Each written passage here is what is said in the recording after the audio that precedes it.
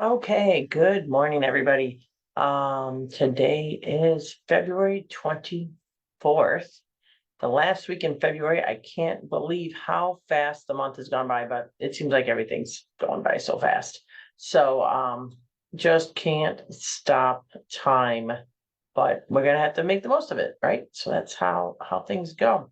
I just want to get my computer going and hope everybody's having a great Monday. Temperatures are supposed to increase today, so I'm not a weather person, but I am certainly looking forward to warmer weather. I can't stress that enough that I'm hoping. I love the snow, but hoping for a little bit of warmer so we can all enjoy the outdoors. But so today, I thought it was very apropos. I pulled out my Mr. Rogers mug. It's been a while since I pulled him out. All the sayings from Mr. Rogers, and then you pour your coffee on it, and his sweater changes from dark to light. So just gonna sit out there for a minute or two for you guys to get a good dose of Mr. Rogers this morning. I know in my generation, Mr. Rogers, we would watch all the time. Um, and he just really embraced what we should be doing every day. So some of the things that we can all relate. And Mr. Rogers, I like you just the way you are. It's Mr. Rogers saying that. We need to do that a little bit more, I think. And then he says in here, I think I'll make a snappy new day. And you always make each day a special day by just you being you. So if you don't have a Mr. Rogers mug, really it brightens your day. And sometimes in times like this, we need a little Mr. Rogers to go a long way in our community. So that's our mug of the day, bringing out the Mr. Rogers mug. Also today, just for those of you that partake about it, National Steak Burger Day.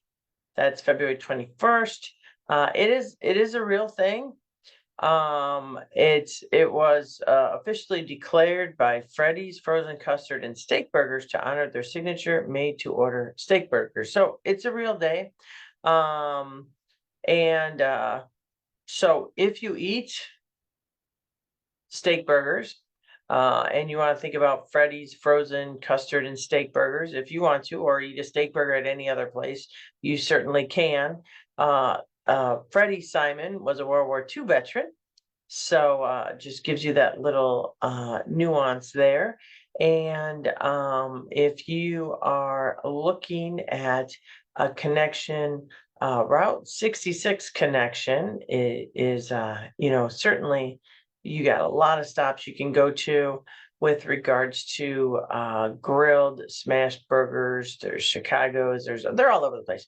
But National Steak Burger. So locate your, if you eat steak burgers, I tend not to, but if you eat steak burgers and you want to fire one up today, it's National Steak Burger Day.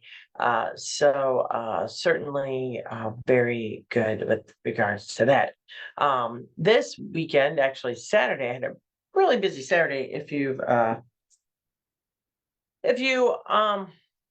follow along.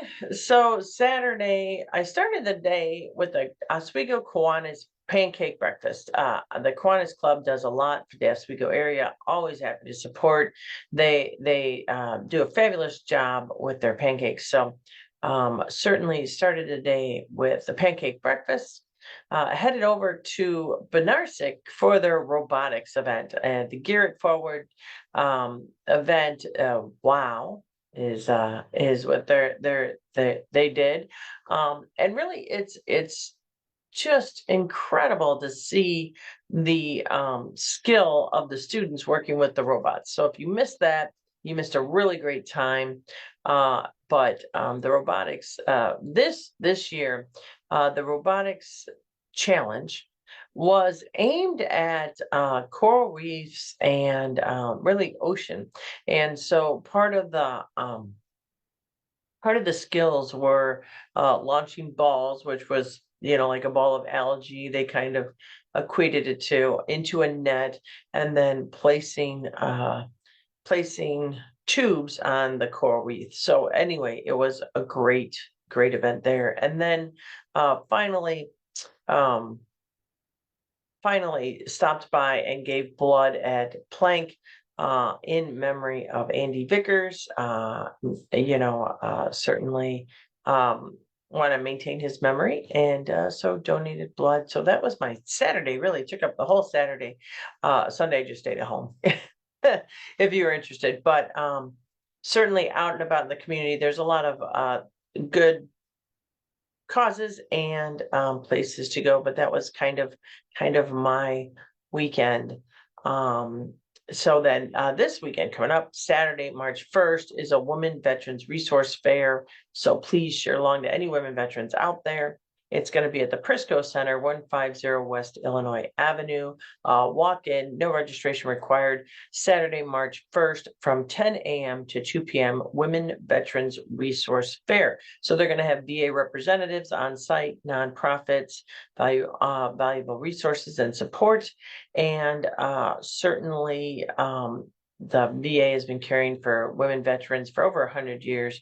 So it's designed to get the benefits and the services that you deserve. If you're not signed up with the VA, or if you think you might have a claim, it doesn't hurt to have them look at your medical record and see what might be there.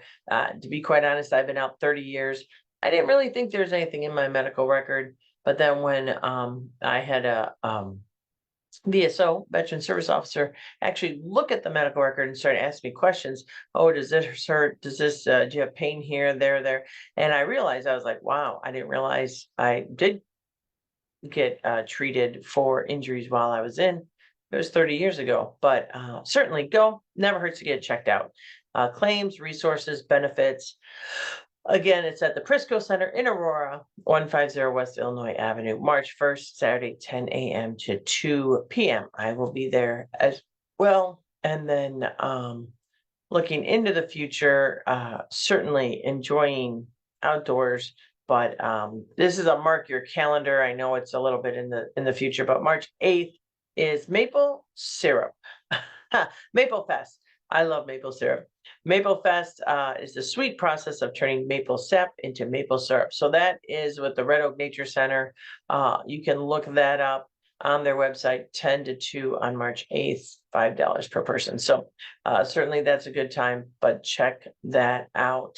But the biggest thing on the horizon that I'm going to talk about right now is pretty much the governor's address. And then I'll get to a couple other things a bit later. But certainly the FY26 budget was introduced by the governor on Wednesday. And as I've talked to before, the process is the governor introduces, the General Assembly reviews it and looks at the line items, adjusts the line items, reviews the line items, and then passes the budget back to the governor. So this is just his proposed budget. It's not the final budget, it's just a proposed budget. So 7th year in a row, it's a balanced budget. The governor is produced and stated that it's a balanced budget. He addressed his budget address to center around, of course, strong fiscal responsibility, which we've seen. We've had, I think 9 credit upgrades, which shows fiscally responsible. Looking at affordability for working families and setting Illinois up for the future. So that's pretty much how he frames his government or his budget. So what does he state his budget is about? No, new discretionary spending is increased by less than 1%. So a little small increases of spending, he states. As he wants to maintain to the mandatory spending, full pension payments, inflation on healthcare coverage, and to debt pay down. So he's still making those commitments in this budget. And then he states that the budget proposes cost-saving operational efficiencies, to save money, consolidating unnecessary funds, evaluating dormant boards and commissions, and determining what state government functions could merge to improve efficiency and savings. He is looking at a line item of 500 million in state capital funds to develop properties and real estate that have been sitting idle in areas for development and job creation. So what we found, and when I was on the city council, we found this as well, is when you have a huge vacant building, it would take a lot to rehab that building or take it down. So part of an incentive program that we would look at is actually just bringing down the building, having raw land and saying, hey, why don't you develop that? Now, this is his proposed, whether it gets approved or not by the General Assembly, but that's a program that he wants to look into. He wants to, in his plan, he's got lowering healthcare prescription drug costs. He wants to stop predatory practices used by pharmacy benefit managers, which I've seen this as well.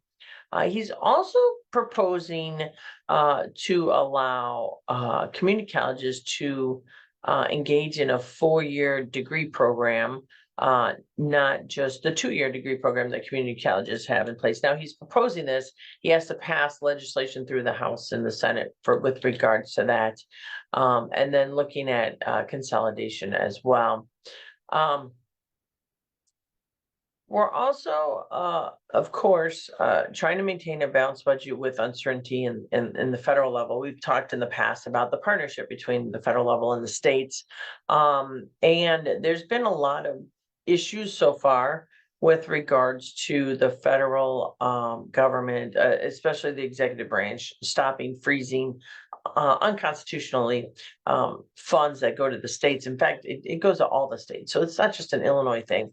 I just read an article, Louisiana got a grant for $65 million to put in electronic charging stations, and that got froze as well. So it's not an Illinois thing. I know people like to try to couch that. It's an across the board thing. So certainly those are issues that we need to look at going on forward. So overall, 6 balanced budgets. We've had 9 credit upgrades. Our budget stabilization fund is at about 2.2 billion. So now, and our accounts payable is under control. So in fiscal year 26, the state does project that we will have a bit of a surplus of about 218 million. And then after we do the budget stabilization fund calculation, it would be about 64 million. So some of that extra money will go into the budget stabilization fund. So the total expenditures for the upcoming fiscal year is 55.234 billion with a B. Illinois has a big economy, billion with a B. So it takes a lot to get a handle on this budget. They are looking at contributing this year an additional 700 million above the certified amounts in the pension systems. They did that in 22 and 23. So we're looking at hopefully getting more pension payments as well. And certainly as we pay more to the pension payment, the unfunded liability goes down. We just got a report. The unfunded liability is about 148 billion with a B. And so just like a big mortgage or a big payment, we have to pay that down in increment sizes. We just can't pay it off. That money's just not available. So looking at trying to pay down the debt and save taxpayers additional money in interest, because it's a debt. We pay interest on that. So we need to continue to pay it down. So certainly maintaining a balanced budget, wherever they're spending, there has to be cuts associated with it. So what are the kind of the top lines? We're investing $350 million more into school funding. So that was passed, I believe, in 2019, that every year we would give an additional $350 million more to our schools. So they are doing that. If you have children in college that apply for and get the MAP grants, the governor is proposing to put an additional $10 million into the MAP grant funding. So they will be able to support college students going to college and making college more affordable. Increasing funding for higher education but with a $46 million increase. So that's about a 3% increase. And for our universities and our community colleges, early childhood education, maintaining that as flat funding. So it's created more than 11,000 new preschool slots in preschool deserts throughout the last 2 years. And then the Child Care Assistance Program, it was first implemented, so you'll be seeing it most likely in your taxes when you're filing them this year. It was implemented last year. Certainly the Child Care Assistance Program is expected to continue. What this does is allows you to get credit and it allows you to get reimbursement for low income parents with childcare payments. So certainly helping out with regards to that. I know my kids are grown, but childcare is expensive and certainly we need to do a lot to help out. Looking at the governor proposes, as I mentioned, accessing community colleges with a 4-year degree. Looking into that, there has to be a General Assembly initiative. The governor's proposing it. There has to be a bill to go along with it. Streamlining admission process to public universities. Again, this is legislation in the General Assembly. The governor's proposing it, working with legislators with regards to the legislation on that, but dubbed the Public University Direct Admission Program Act, streamline the admission process for Illinois colleges and universities so they can help out with regards to that. It's based on GPA and looking at eliminating unnecessary application fees and the like. Another proposal from the governor in his state of the state / budget address that again takes legislative initiative. And I do believe that this question was on our email. So if you don't get our email, do sign up for it at ildistrict84.com. Because we do, every week we ask a question of the week to get your feedback, to get your insight. Banning cell phones during the classrooms. Now, looking at it, it's got an interesting, honestly, it does have an interesting history. And I'm going to tell you a little bit about the history behind the cell phones. I printed it out too, is that back in the day, believe it or not, in 1986, so this is going way back in the Wayback Machine, 1986, there was a survey of school districts and 81 school districts, 51 said beepers or phones were being used by students for illegal activities such as drug sales. Back in 1986, beepers and phones. So in 1990, back then, Illinois Rep. Mary Flowers led the effort to pass the state's ban on cell phones in schools. It was an attempt to make schools safer and to curb what was reported as drug sales through beepers and cell phones. So in 2001, so 1990 to 2001, this is a little bit of the background of cell phones in schools. In 2001, then Governor George Ryan signed into law a bill that would allow students to use cell phones in the state's public schools for the first time. And the rationale then was parents use the phones to stay in contact with their children.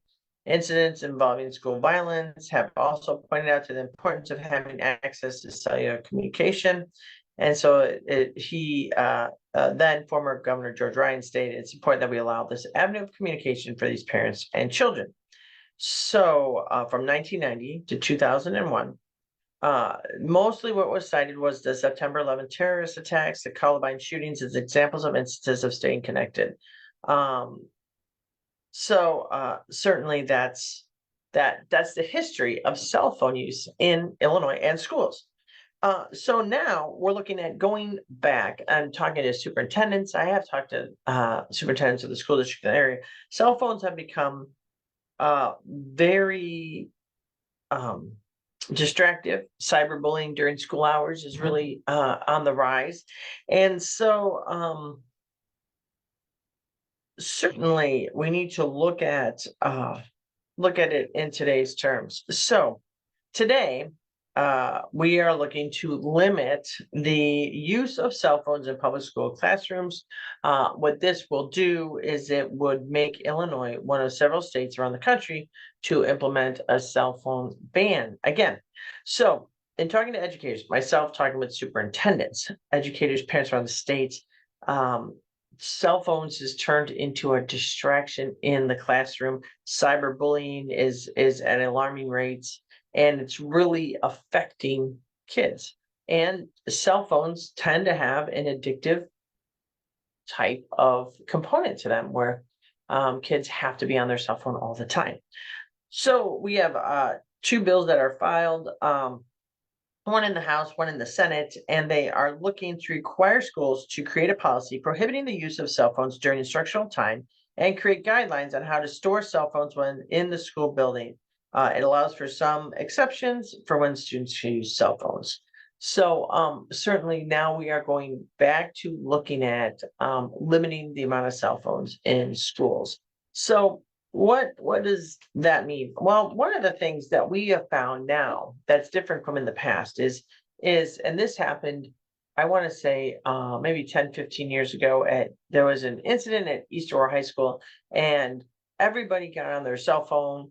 The school had to be, I think it was a fake bomb threat or something. Everybody had to be evacuated from the school. What happened was every single student tried to call home, and all the lines got jammed and nobody got through. It was quite the issue. But at the end of the day, schools have the ability to inform students now through technology that there's an issue. And I know some teachers in schools are very good. They have cell phone barns or houses. You check in your cell phone when you get into the school, and you check it out when you leave the school classroom. But in talking to educators, it really is something that we need to think very clearly about. And so this was in the poll in our email to get your thoughts. The poll in the last email was about the penny. So the executive branch is looking at stopping to produce the penny. It costs about 3 cents to make the 1 cent coin. About 50-50. 50% of people said keep the penny, and 50% of the people say ditch the penny. I'm a penny fan myself, but certainly that's something that we talked about in the last email. So this email that went out on Friday talks about cell phone use in schools. I know that was one of them. So that's another avenue of the governor's introduced budget. Again, it's legislation in the General Assembly that he would like passed. So the governor can talk about these initiatives, but it really is the General Assembly that passes these to the governor's desk. So the governor also talked about doing business in the state. The Illinois economy is over a $1 trillion economy. It's the 5th largest in the United States and the 18th largest economy in the world. So Illinois is a big state. I know sometimes it feels like it's a small state, but it is a big state. We have, according to many different research and surveys, Illinois has climbed its rankings from being the 30th to the 15th as one of the best states to do business. So we were in the top half, now we're in the we were in the bottom half, now we're in the top half. So looking at the budget, I already talked about the $500 million that the governor wants to spend with regards to real estate that the fund has. He's also looking at wanting $500 million in funding for historic site readiness initiatives to look at investing in the state's history to make our historic sites more accessible and ready for business. So looking again at some surplus property that we have to try to sell that out, and looking at some incentives with regards to that. That's part of the additional 500 million there, 200 million to the Department of Commerce and Economic Opportunity to attract businesses, and then 300 million for the surplus. Looking to, again, so there's been some talk, get into a lot of detail, but there's been some talk on the national level about Social Security and how there are so many people above the age of like 110, 120. And the reasoning behind that is because the federal government still uses a very old computer system named COBOL. And when there were errors in the birth date, the Cobalt had a default date, which was like in the 60s. So when you run these reports, it doesn't, I will tell you, there are not individuals receiving payments that are over 120 years old, which would be reflective of fraud. It's not, that's just when you run the data of how many people are in the Social Security system not getting payments. It's been debunked a lot of times that there is a number. You can go to the Social Security website. You can see how many individuals are alive and getting payments. But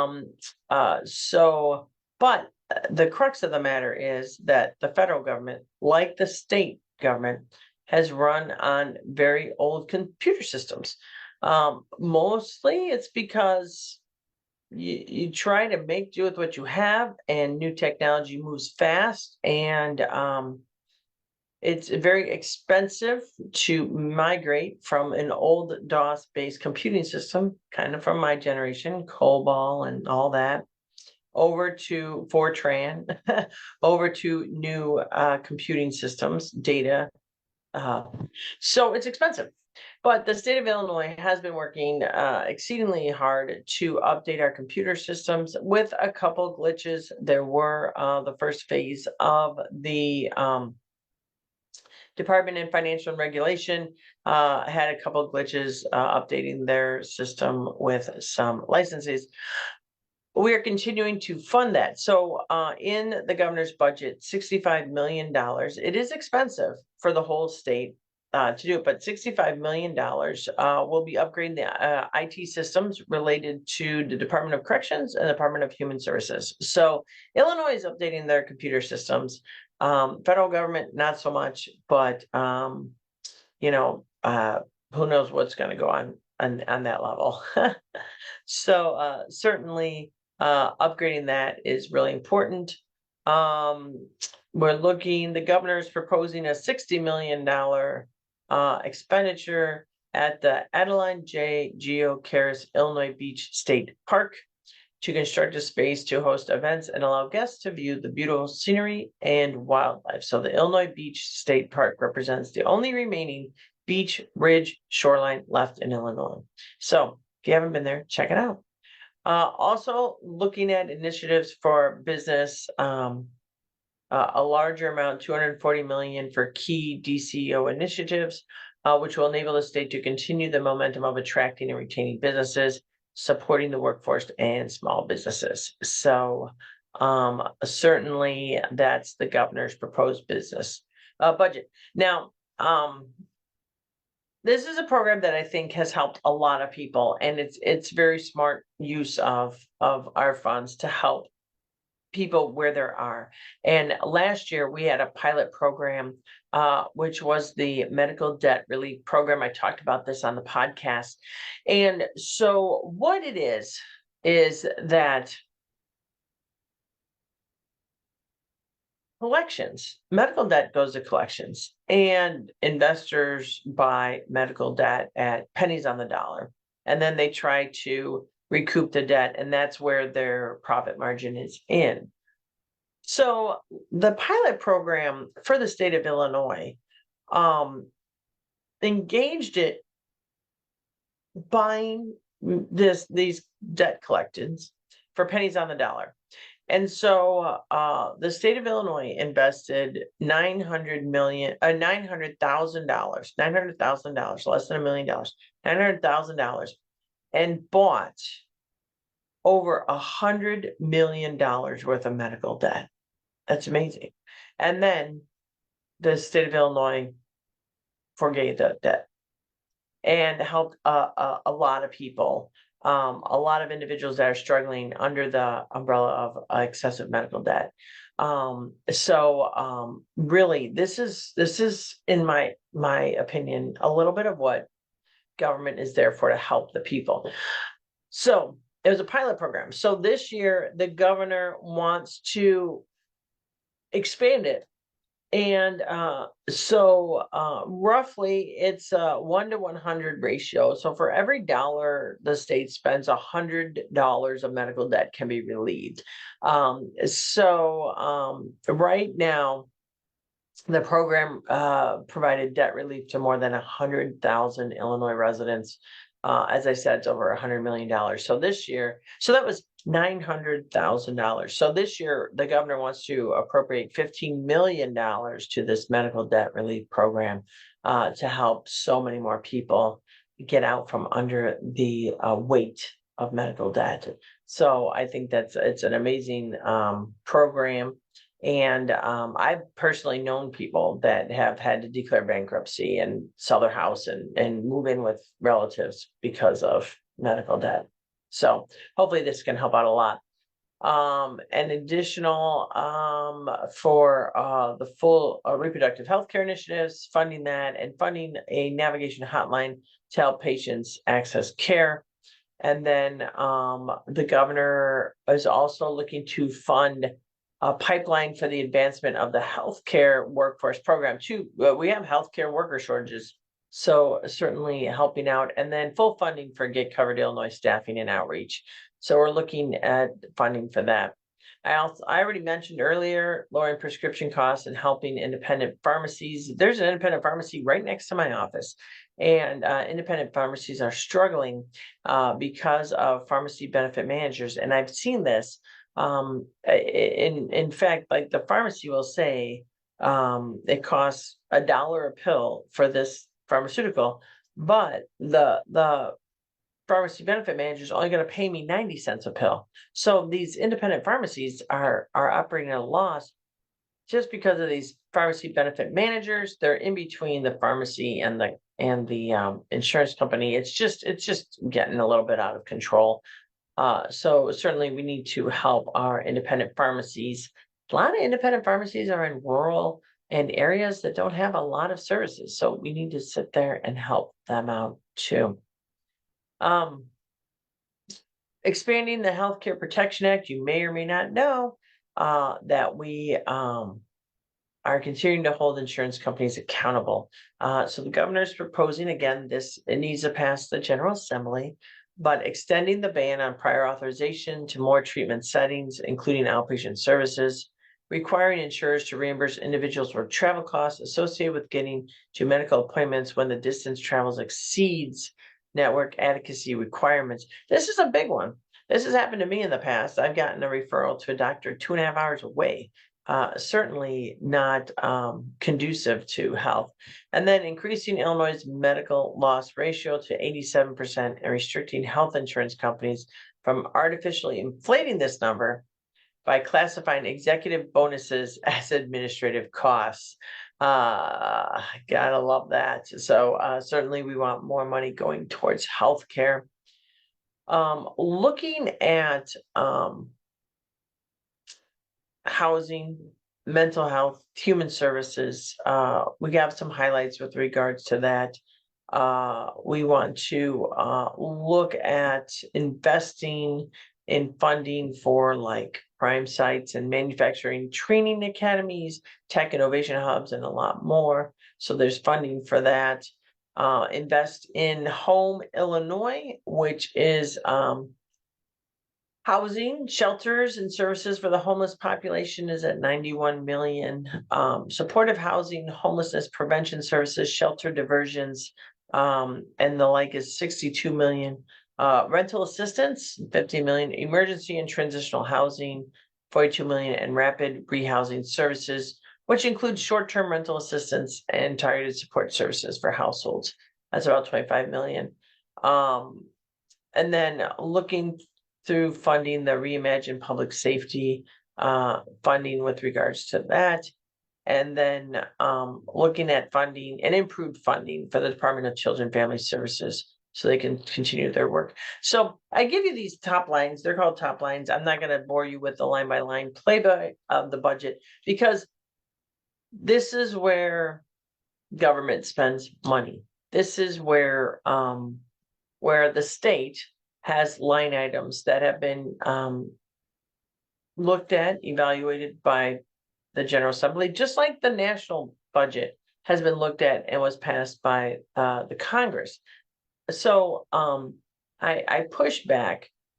We all have waste, fraud, and abuse programs that look to identify. Our Auditor General goes through all the departments and looks and has findings, audit findings all the time, every year.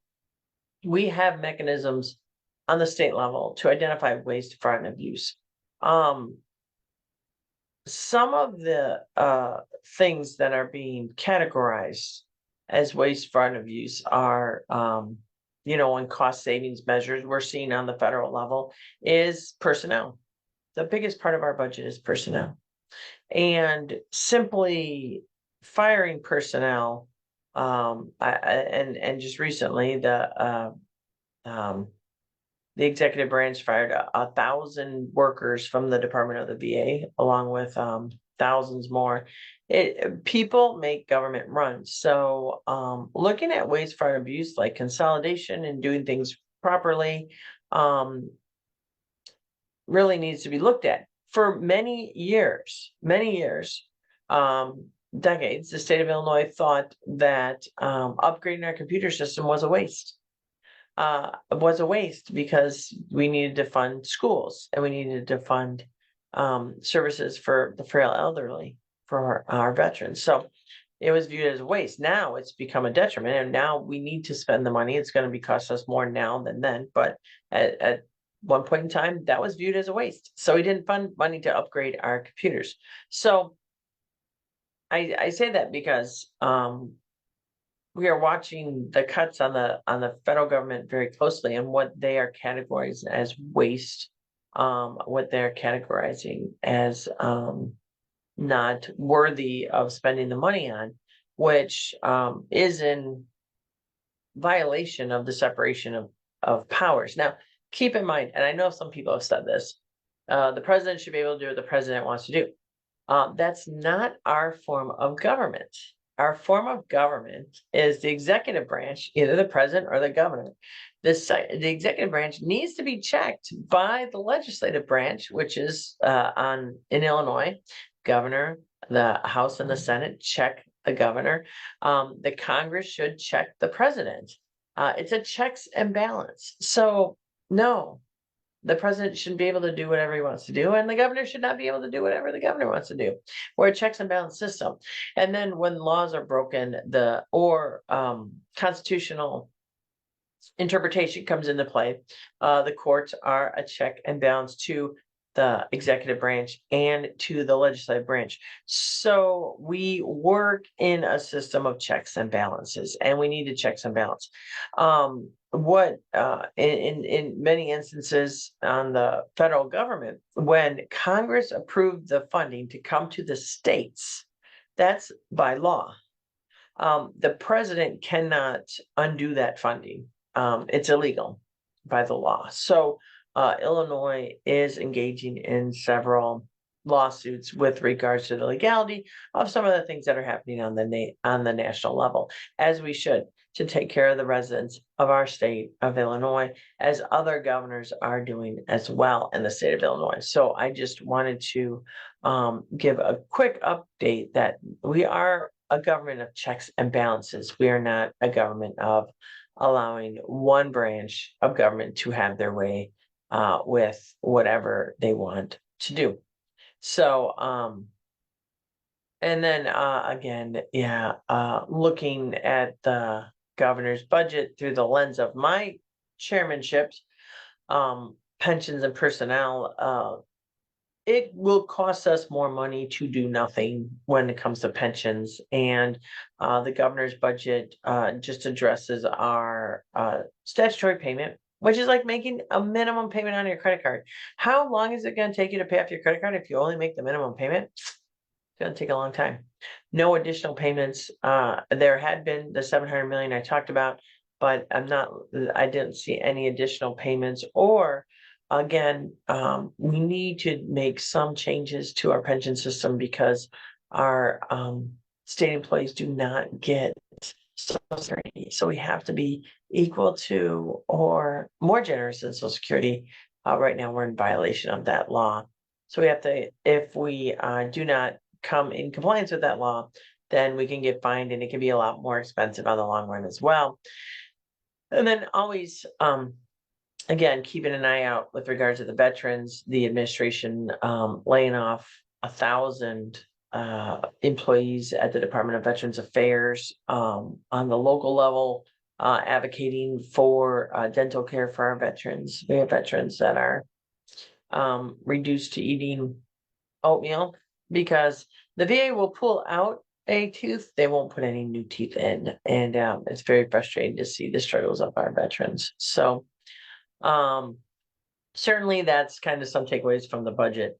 Parlaying on Attorney General Kwame Raoul is certainly joining, just recently joined a coalition of 23 attorney generals, so almost 50% of our state's attorney generals, because the executive branch is looking to eliminate the Consumer Financial Protection Bureau and all its employees.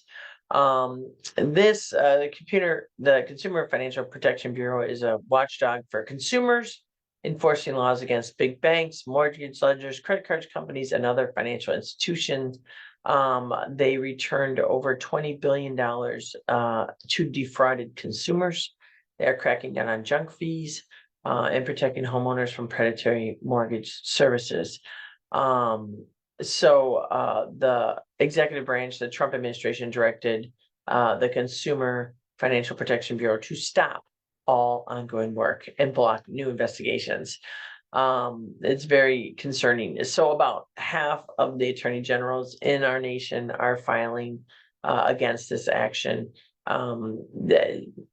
Again, this was set up by the Congress passed a law to create this enforcement mechanism.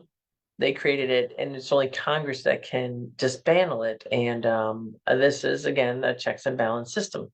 So certainly we're looking at, states that voted both ways with regards to this, a D and an R. So certainly it's quite the situation on the national level that we're working on. So quick break to just say good morning to Roger, my good friend, and Bonnie and Gabe for looking on and commenting in the comments. Don't see any other comments on my laptop. Giving you another, I know it's way in the future. May 7th seems a long ways away. It's not. If you're planning to fly and you need your real ID, that's the deadline. May 7th, slots are filling up fast. If you have a passport, you're fine. You can fly on your passport and you don't need a real ID on your driver's license at this moment. But certainly you need proof of identity, birth certificate, U.S. passport, permanent resident card, proof of Social Security number, W-2, Social Security card, pay stubs, two documents verifying your Illinois address, utility bill, bank statement, lease, etc. And then it's a $30 fee. So certainly that's what we're working on. One of the things that I had talked about before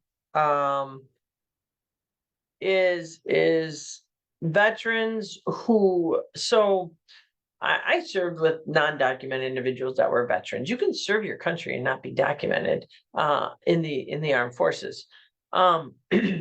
So under current immigration laws, If a non-citizen veteran committed an offense, and we had this situation a couple of years ago with an individual who was, and veterans can, if they see war, act out, and they act out, and aggravated assault was, I believe, the charges, was sent to serve time, got out, and was deported, and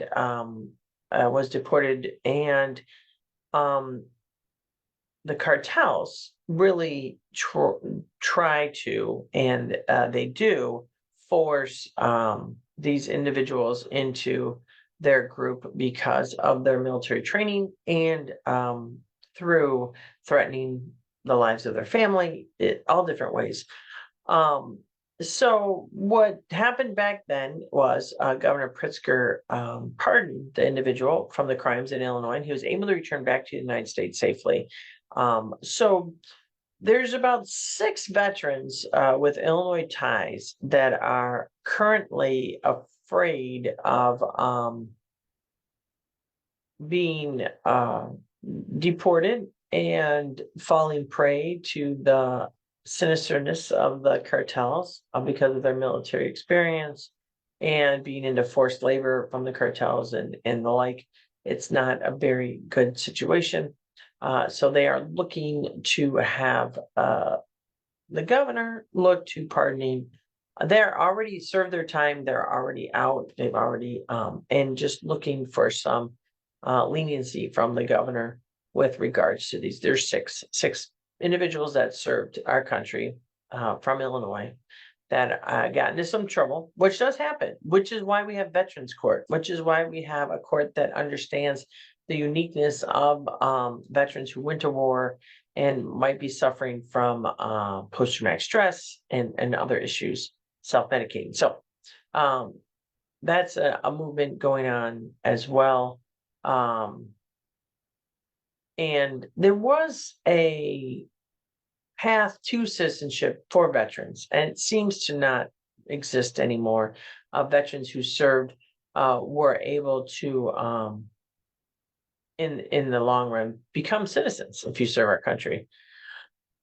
And so it certainly is. It's a service to our country, and it's a service to try to help these veterans. So that's what's going on as well. We are looking at, again, 81,000 federal employees work in Illinois. So sudden layoffs and buyouts, and then apparently the buyout, somebody took the buyout, they were fired anyway, and they didn't get the buyout provisions. It's been very chaotic, but trying to look and help the 81,000 federal employees that are here in Illinois. We had a project for the invasive carp. We put that on hold, pending what will go on in the national level. $1.2 billion project was aimed at preventing invasive carp from entering the Great Lakes. This is put on hold. Invasive carp can have a huge devastating effect on our Great Lakes if it does enter it. And so we have barricades up the river, and certainly hope to get that program up and running as well. And then potential tariffs, we're always looking at, talking with the Farm Bureau. Concerns about tariffs. Illinois exports. We export our corn, we export our soybeans, all the way over to China and other countries. And they are retaliating the tariffs as well on our goods. And that could open the market in Brazil. Brazil is one of our competitors in the soybean market. And that could potentially give Brazil an upper end. And once you lose that market share, those that are in the business world know it's very hard to get that market share back. It's very hard to change behavior. So certainly there's a lot of uncertainty going on with regards to the tariffs. And then pass the bill out of committee, still working on it a little bit, but I talked about it a bit. It went out of committee, is on the House floor, gonna have to do a little amendment. So it works to give more rights to individuals that are in the reservists or the National Guard. So we have found that there was a calculation error to the benefit of the employer, not the employee. when they were calculating service credit. Certainly something that we're looking at on the ASERA front. Also, stating that employees cannot mandate our National Guardsmen and reservists to take their personal time or vacation time for guard duty. That's just not right. So, but we have to pass a law to tell them not to do that. So certainly doing that. I filed a bunch of bills. I'll just give you a quick snippet of some of them. One of them is protecting the Chicago police officers' disability benefits. So this is just pretty much if you get denied your disability benefits and then you prevail in court, the city just must reimburse the legal expenses. That's just the right thing to do. Looking at some military credit, allowing individuals to purchase up to 48 months of pension credit for active duty military service. And then military license plate fee adjustments. Looking at that for veterans, active duty military personnel to receive fair pricing to make sure that waivers are in place. So what it is if like if you get a Marine Corps license plate and you're 100% disabled, we waive that fee for you for the license plate. But part of that Marine Corps license plate goes to the Marine Corps Foundation. So we have to do a bill, although it is current practice. We're just doing a bill to say that you get your license plate for free, but we still are going to charge you for that a little extra to go to the foundation or the nonprofit that is associated with that specialty plate. If you get a regular plate, it's not a big deal. It's just especially plates that are affected. So those are just a couple things that are going on in our area. And then lastly, two things. Aurora Animal Care and Control launches a new volunteer program. Enhanced training, safety, and meaningful interactions for both volunteers and animals. Very important. Teens 18 and up can apply, and teenagers 16 and 17 can volunteer with a parent guardian. It's very important for animals to be socialized with people while they're in the animal control. So volunteers are very, they walk the dogs, they play with the dogs, they help the cats, and the like. So look into that. And then finally, this is really cool. Kane County deploys a Batman-like grappler to end dangerous police chases. So high-speed police chases are dangerous. They result in accidents, and it can be really, really, really, really dangerous.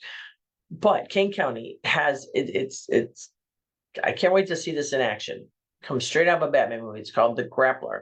So it's mounted on the front of the police SUV, and it deploys a heavy-duty net that wraps around the fleeing vehicle's rear tires, locking it in place and bringing the chase to a halt. So it's not like tire spikes or pit maneuvers. It ensures the suspects can't simply drive away on flat tires or regain control after a spin out. Kane County is the first in Illinois to use it. The sheriff's office is deploying it for the first time. They did last week. They stopped a suspected sex offender in Elgin. Before the suspect could reach 30 miles an hour, the grappler locked his vehicle in place, ending the chase before it really, truly began. And it's not that expensive. It costs about $9,000 per unit, plus a minor cost for the net replacement if it gets deployed. Minimizes property damage, injuries, and really is a game changer for law enforcement. So certainly the effectiveness depends on the speed limits.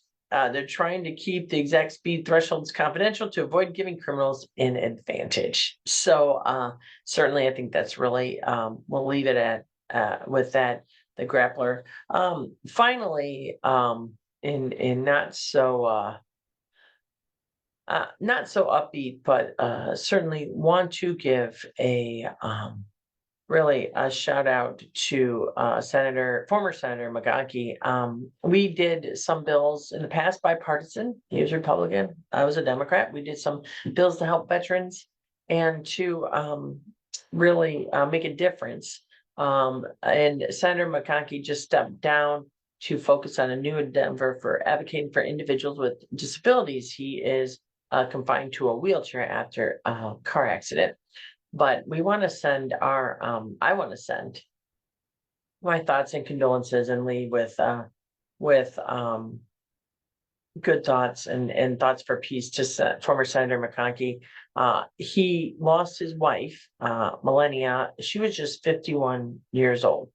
And it's always devastating, but to know somebody that truly wants to make a difference in people's life, like Senator McConkey, and I'm sure I've never met his wife, but I'm sure that she's a perfect complement to him, and her loss will be profound in his family. But just send some thoughts and prayers their way with this devastating loss. And again, she was just 51, so it's a little bit